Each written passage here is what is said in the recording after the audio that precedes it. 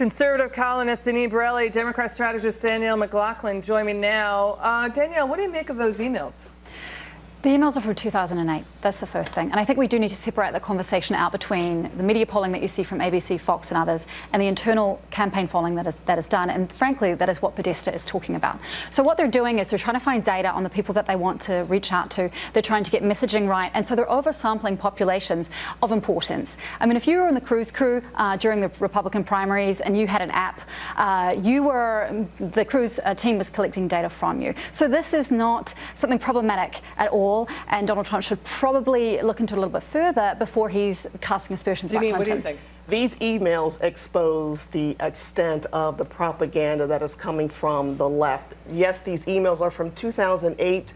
They have played out, they're playing out today with this ABC poll because they have Hillary Clinton way ahead of Donald Trump when in fact, according to Pew Research, she's only ahead by 4 points or so. So they are clearly skewing the data, they're misrepresenting the information, and they're misleading the public. And all of this is to make their candidate look great in the news, and it's misleading Americans. Analysts have said there are more Democrats than Republicans, but you're saying that is this what you're saying, that ABC, maybe CNN, they oversampled Democrats in their polls? That's correct. Okay. I'm That's what I read from all of this. Well, I'm going to disagree. I'm going to say the fact that you have a disproportionate number of Democrats in the sample as opposed to the number of registered Democrats shows that it's actually random. And then what pollsters do is they weight the samples. So if you've got too many Democrats, more than there should be in the population of the sample, you weight it accordingly. All right, Dini, final word on that. Go ahead. Then I'll get to the next one. They're totally skewing the data. They're misrepresenting the information. And again, ABC News is owned by Disney, Bob Iger,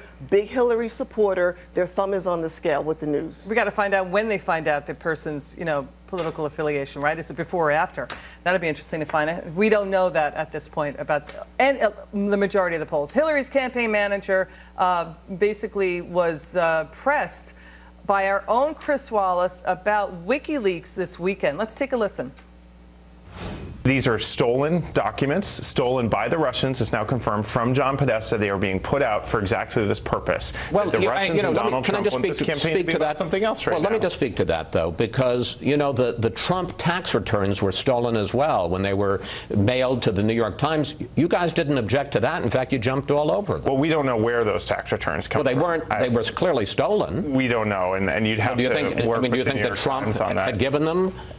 I don't know. I don't know how they got to the New York Times. I guess what I'm saying is if we're looking at the fruits of that theft, and I will call it a theft, it's fair to look at the fruits of your theft. What do you think, Denise? Huge double standard, absolutely. The gentleman wouldn't even admit to the fact that they were okay with Donald Trump's tax returns that were stolen and that the New York Times published only 3 pages of information.